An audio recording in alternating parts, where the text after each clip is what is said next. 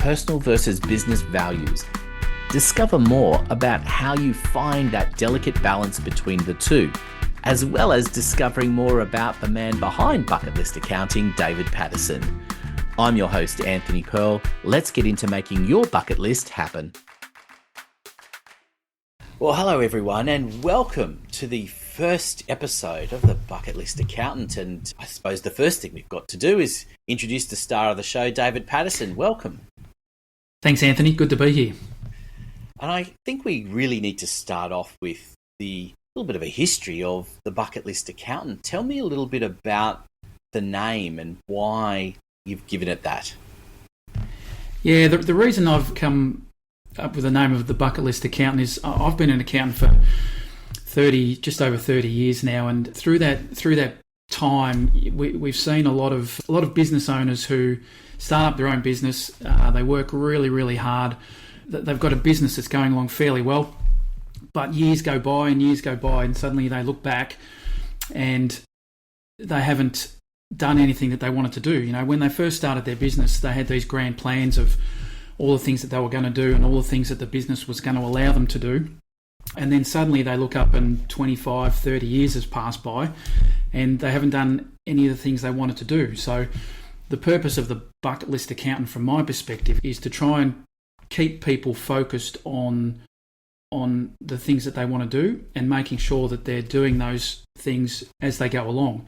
Such as, like, my wife and I just had a week off a couple of weeks ago, and one of the things that we'd been wanting to do for a long time was to climb the Harbour Bridge.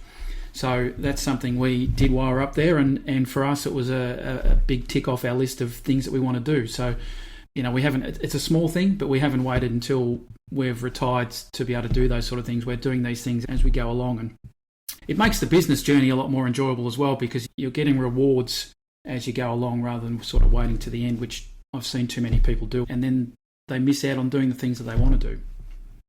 I love how this is such a different approach for an accounting firm, because typically what we see is that accountants are in touch with you when your BAS and tax is due and not much else. And so this is much more of a involved relationship that you like to have with your clients. Oh, 100%, because I get to learn. I get to learn beyond their business. So I get to learn what's important to them, the things that they want to do in life. And it really creates an emotional attachment to the business and the business performance. I think a lot of accountants work with their clients to try and help them make more money and become more profitable, but they don't have a real purpose behind why they're making more money. And what I've found is once you attach that emotional item behind the profitability, then it becomes a lot more real, and the drive to actually achieve what they are setting out to achieve, because the emotions attached to it, it becomes much more important to the business owner. Yeah, I love the way that is interwoven in driving the relationship that you have. And I think being a people person is the reason why we're doing this podcast, isn't it? Because it's about the people. Oh, absolutely it is. It's 100%. The thing that gives me the most enjoyment is sitting and talking to clients and finding out what it is they want to do and help them to achieve that. And you know, again, it's not me telling them what I think they should do. It's them telling me what they want to do and then me helping them drive it, which is so much more enjoyable for both of us than just doing someone's tax return and BAS returns and sending a letter out saying here's how much tax you've got to pay. I get to enjoy the achievements that they get along the way. I think it's such an important thing for people to understand. That's the reason why we're doing the podcast, right? It's because this is an opportunity to allow people to get inside a different way of thinking around how they can work with their finances and get beyond, as you say, just beyond thinking about it in terms of BAS and tax, because supporting businesses is beyond just the financials, isn't it? Even for an accountant. Oh, 100% it is. Being in businesses is hard work. There's things that pop up all the time, challenges.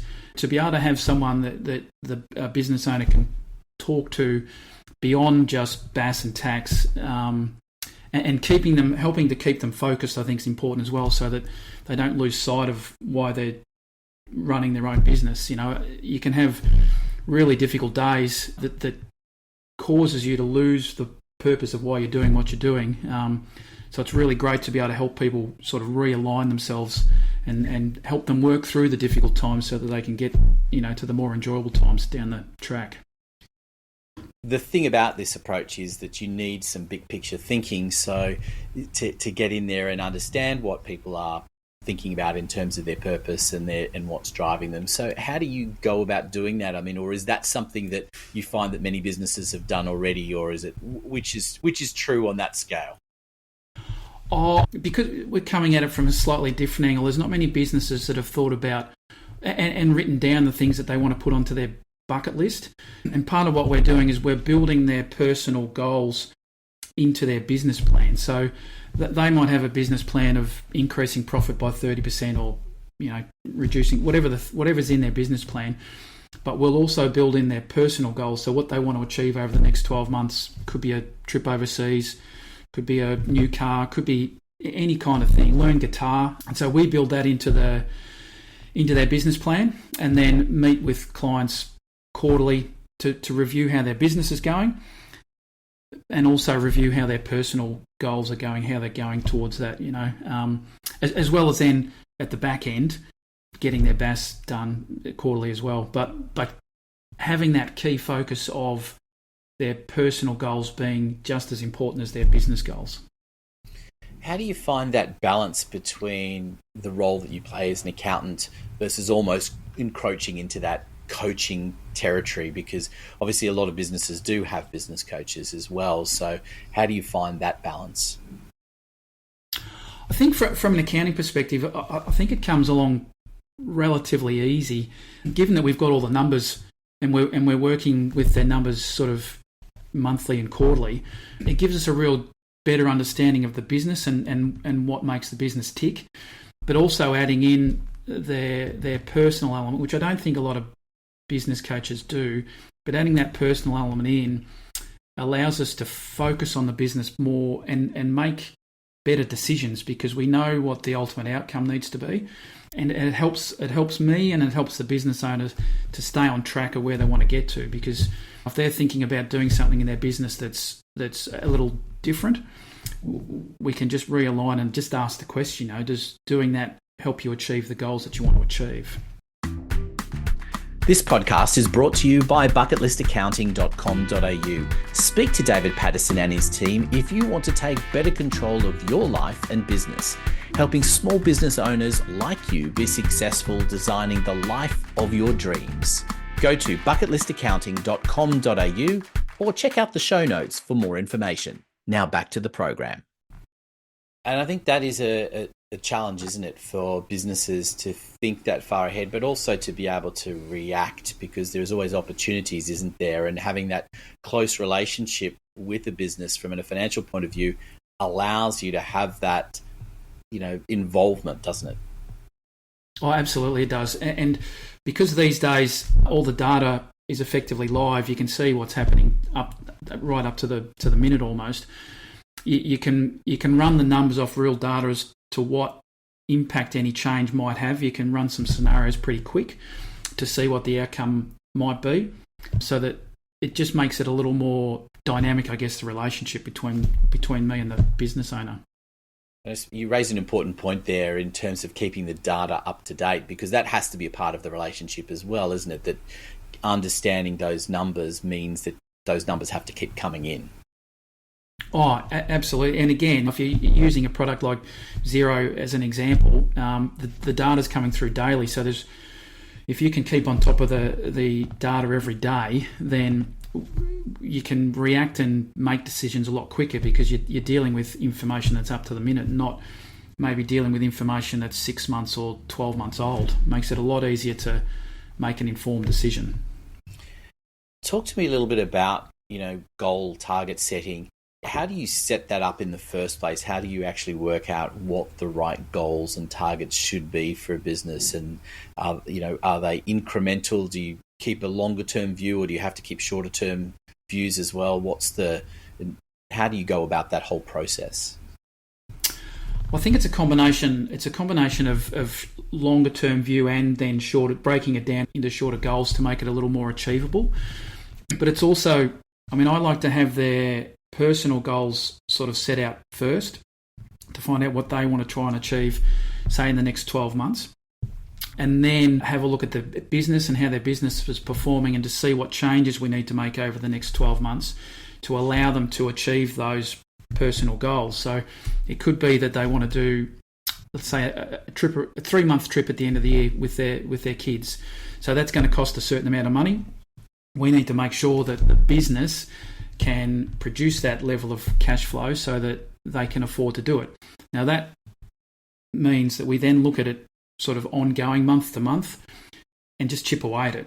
Set up the goal as how much the trip costs, work out, flights, all that kind of, all the expenses, and then break it down to a month by month kind of thing to say, well, we need to put aside $3,000 a month so that by the time we get to the end of the year, we've got enough money tucked away in our kitty to go on our trip and enjoy our trip without worrying about cash flow and without worrying about how the business is going, because we've set up the systems along the way to ensure that the business can operate whilst they're away. I think that's an important thing, isn't it? Finding that balance between what's taking the lead. Is it the personal or is it the business? Because there is a tendency for business owners to put the business first, and you've got to find that balance, don't you?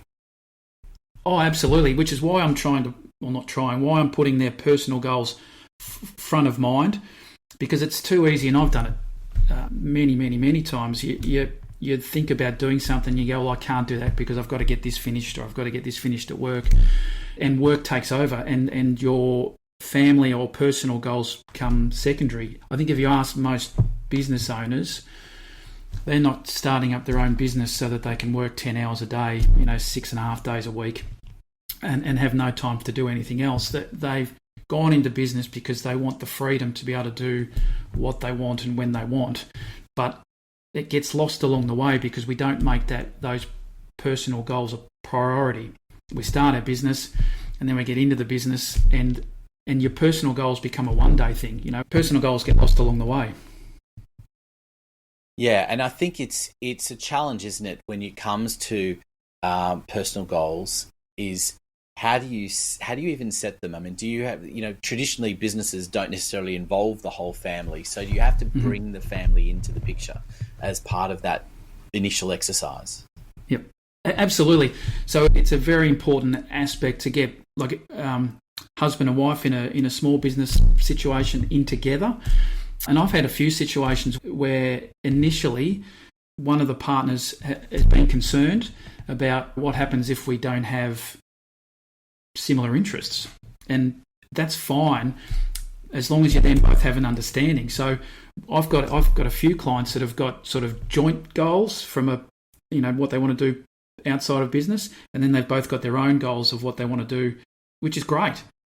They both understand what it is, and they both know that at some stage one of them will go off and do their own thing, and then at another point in time the other one will go off and do their own thing. But until you get that out in the open, it can be a little bit of a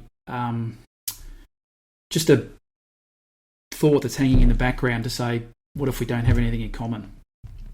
Yeah, I mean, I think that you don't want to be playing a relationship advisor in that role as well, do you? You want to, but it is important to find that, what everyone wants, because, in a family, depending on how many people are in it, there are lots of things that are going on, and those things have to be taken into consideration when you set the business goals as well, because sometimes the business has to work a little bit harder to support them. Oh, absolutely it does.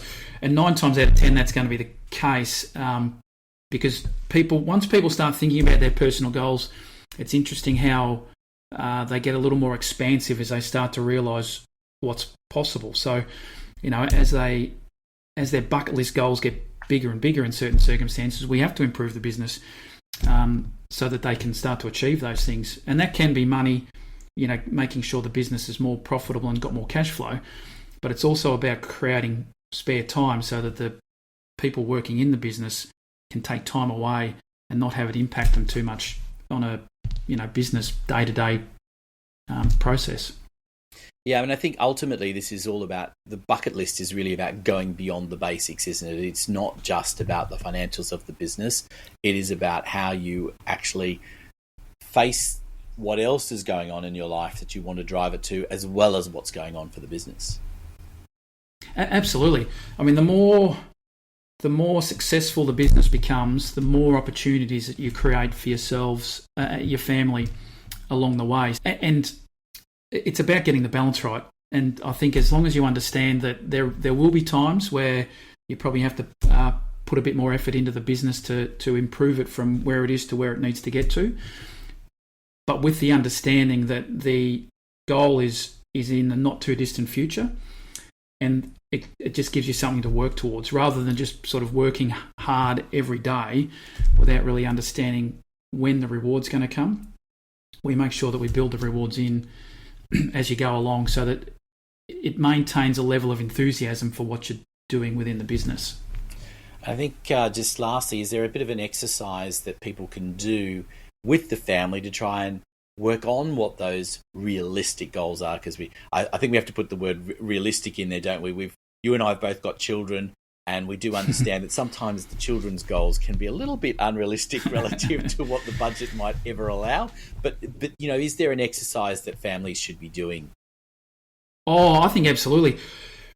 Getting around a kitchen table or a dinner table with the whole family, and in the first instance, just brainstorming and writing everything down of things that the entire family want to do.